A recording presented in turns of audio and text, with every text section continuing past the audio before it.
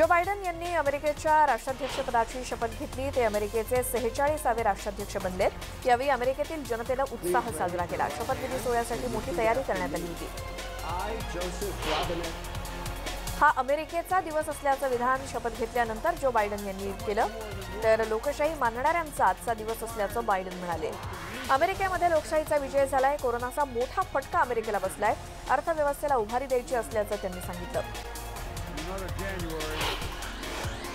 लोकशाहीच्या मूल्यांचा हा उत्सव आहे। लोकशाहीचा विजय झालाय। एकजुटीने अमेरिकेच्या विकासासाठी काम करू।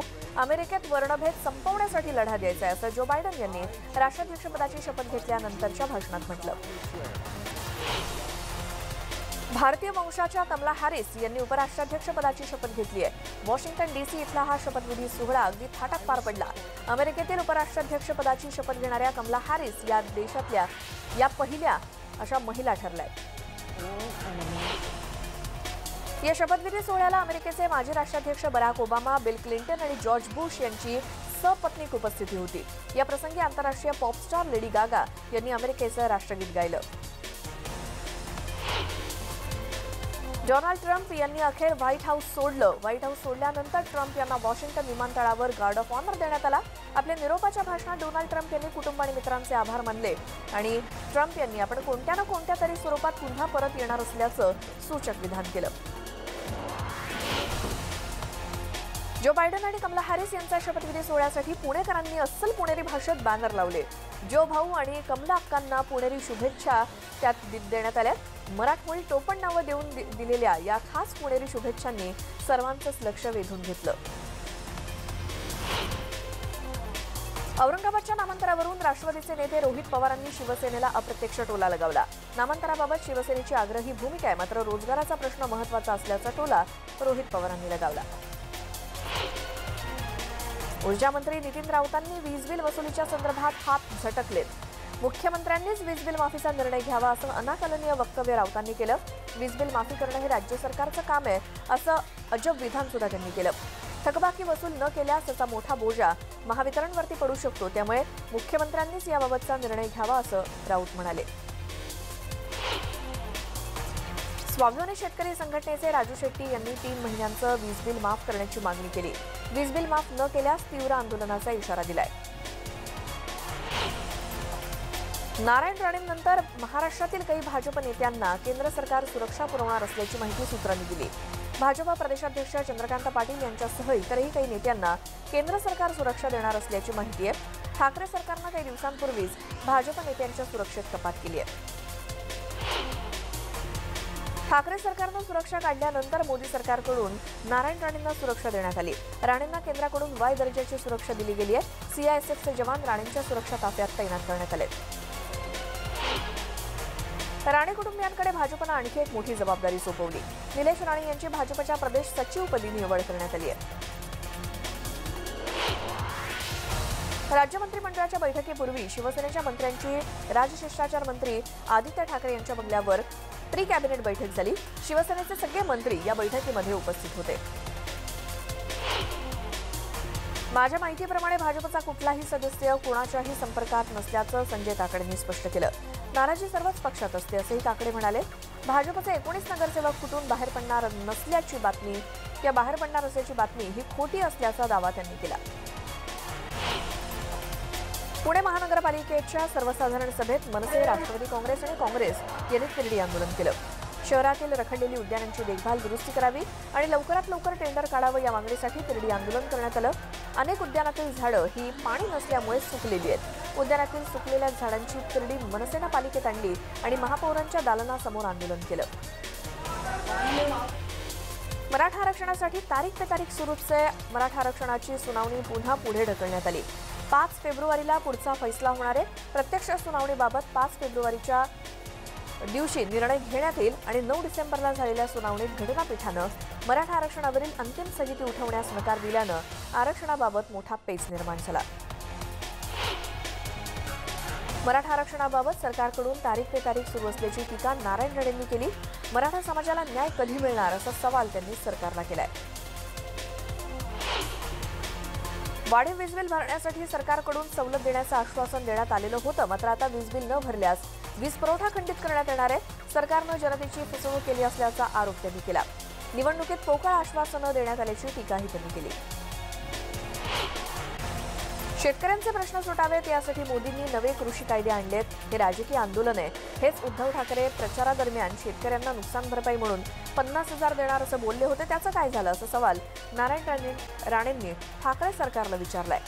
किमान 10,000 तरी शेतकऱ्यांना द्यावेत असं राणे म्हणाले. ठाकरे सरकारनं शेतकऱ्यांची फसवणूक केल्याचा आरोप त्यांनी केला. उद्धव ठाकरे मुख्यमंत्री जरी असले तरी सरकारी यंत्रणा हाताळण्याचं ज्ञान आणि अभ्यास नसल्याची टीका राणेंनी केली. ठाकरेंकडे गाडी चालवायची माहिती असेल पण सरकार चालवण्याचा अभ्यास नाही, त्यामुळे सरकार पुढे जात नाही. सरकारच्या अपयशाला मुख्यमंत्री उद्धव ठाकरे जबाबदार असल्याची टीका राणेंनी केली. सरकार कधीही पडेल हे सांगता येणार नाही, पण 5 वर्षात चालणार नाही असं भाकीत पुन्हा एकदा राणेंनी केलंय. राज्य सरकार मराठा आरक्षणाच्या विषयावर घोळ घालते असा गंभीर आरोप विधानसभेचे विरोधी पक्षनेते देवेंद्र फडणवीसांनी केला. राज्यात सरकारच्या मनात नेमकं काय आहे हे समजत नाही असंही त्यांनी म्हटलं. ते मुंबईत माध्यमांशी बोलत होते. सरकारनं मराठा समाजाचा मुद्दा गांभीर्यानं घेतला असून मराठा समाजाला न्याय मिळाला पाहिजे आणि स्थगिती उठवली पाहिजे असं मत नगरविकास मंत्री एकनाथ शिंदेंनी व्यक्त केलं. मराठा समाजासाठी जे करायचे ते करणार आणि सरकार त्यासाठी कटिबद्ध आहे असं शिंदे म्हणाले. शिक्षण पद्धतीत आमूलाग्र बदल करणाऱ्या स्टार्स प्रकल्पाची राज्यामध्ये अंमलबजावणी केली जाणार आहे. राज्यातील शिक्षण पद्धतीचं अध्यापन, अध्ययन आणि परिणाम यांचं बळकटीकरण करण्याच्या उद्देशानं जागतिक बँक अर्थसहाय्यित केंद्र पुरस्कृत प्रकल्पाला राज्य मंत्रिमंडळाच्या बैठकीत मान्यता देण्यात आली. या बैठकीच्या अध्यक्षस्थानी मुख्यमंत्री उद्धव ठाकरे होते. कापसाचे चुकारे शेतकऱ्यांना देण्यासाठी कापूस पणन महासंघाला बँकांकडून कर्ज घेण्यास 1,500 कोटींची शासन हमी देण्यात आली आहे. तर खासगी बँकांना शासकीय बँकिंग व्यवहार हाताळण्यासही मान्यता देण्यात आली आहे.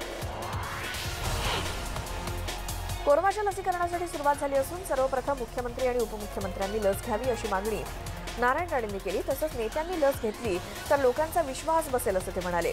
लस कुणाला द्यायची याचा निर्णय केंद्र सरकारनं घेतलाय, त्यामुळे याबाबत केंद्र सरकारच निर्णय घेऊ शकेल असंही नारायण राणे म्हणाले. तांडव वेब सिरीजच्या विरोधात भाजप आमदार राम कदम यांनी घाटकोपरच्या चिरागनगर पोलीस ठाण्यात तक्रार केली आहे. त्यानंतर वेब सिरीजच्या कलाकार, निर्माता आणि दिग्दर्शक यांच्या विरोधात देखील गुन्हा दाखल झालाय. धार्मिक भावना दुखावल्याच्या संदर्भात गुन्हा दाखल झालेला आहे. जोपर्यंत संबंधितांना गजाआड केलं जात नाही तोपर्यंत आमचा संघर्ष सुरू राहणार असल्याचं राम कदम यांनी सांगितलं. भंडारा जळीत प्रकरणाचा अहवाल मंत्रिमंडळासमोर सादर करण्यात आला. मुख्यमंत्र्यांना हा अहवाल देण्यात आला. यात 2 डॉक्टर आणि नर्सेस यांच्यावरती ठपका ठेवण्यात आल्याची सूत्रांची माहिती आहे. विभागीय आयुक्त यांच्या संमतीनं हा रिपोर्ट दिल्याची माहिती मिळाली आहे. भंडाऱ्यातील या अग्निकांडात 10 बालकांचा मृत्यू झाला होता. कांदे, कोबी आणि पाठोपाठ मनमाड, येवल्यासह नाशिकच्या ग्रामीण भागात आता टोमॅटोच्या भावात मोठी घसरण झाली आहे. टोमॅटोला बाजार समितीत 2 ते 3 रुपये प्रति किलो इतका भाव मिळतोय. टोमॅटोला कवडीमोल भाव मिळत असल्यानं काही शेतकऱ्यांनी रस्त्याच्या कडेला टोमॅटो फेकून दिलेत. काही दिवसांपूर्वी टोमॅटोचे भाव गगनाला भिडले होते, मात्र आता भाव प्रचंड उतरलेत. बीडमध्ये तर टोमॅटो चक्क 1 रुपया किलो विकला जातोय, त्यामुळे शेतकरी हवालदिल झालाय. टोमॅटो पिकवण्यासाठी लागलेला खर्च सुद्धा निघत नसल्यानं शेतकरी आर्थिक संकटात सापडलाय. जात, धर्म, राजकीय पक्ष हे सगळे भेदभाव बाजूला सारून मराठा आरक्षणाच्या मागणीसाठी जालन्यातील अंबड तालुक्यातील संपूर्ण साष्ट पिंपळगाव एकत्र आलं होतं. केंद्र आणि राज्य सरकारनं मिळून मराठा समाजाला आरक्षण मिळवून द्यावं यासाठी गावात राज्यव्यापी ठिय्या आंदोलन सुरू करण्यात आलं. यावेळी भगवे झेंडे, 20 गाड्या, 25 ट्रॅक्टर्स, 50 मोटरसायकल्स, हलगी आणि ताशाच्या तालावर फिरकत नागरिकांनी आंदोलन केलं. अमरावतीत भर दिवसा एकतर्फी प्रेमातून प्रतीक्षा मेहत्रे हिची हत्या करण्यात आली. या हत्येप्रकरणी आरोपी राहुल भड याला जिल्हा सत्र न्यायालयानं आजन्म कारावासाची शिक्षा सुनावली आहे. 5,000 रुपये दंडाची शिक्षाही सुनावण्यात आली आहे. आरोपी राहुल भड यानं 2017 मध्ये प्रतीक्षा मेहत्रेची चाकूनं वार करून हत्या केली होती. सोलापूर विद्यापीठाच्या परीक्षेत गुणवाढ केल्याप्रकरणी तत्कालीन परीक्षा मंडळ संचालकांसह 4 विरोधात गुन्हा दाखल करण्यात आलाय. त्यांना अटक देखील झाली आहे. विद्यापीठाकडून घेण्यात आलेल्या परीक्षेत विद्यार्थ्यांना गुण वाढवून दिल्याचा आरोप त्यांच्यावरती ठेवण्यात आलाय.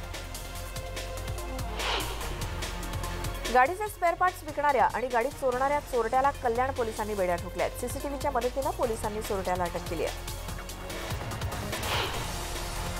तामिळनाडूतील रामेश्वरम इथे 7 फेब्रुवारीला जागतिक रेकॉर्ड बनवण्याची तयारी सुरू आहे। यासाठी देशभरातील 1000 विद्यार्थी 100 उपग्रह बनवतायत।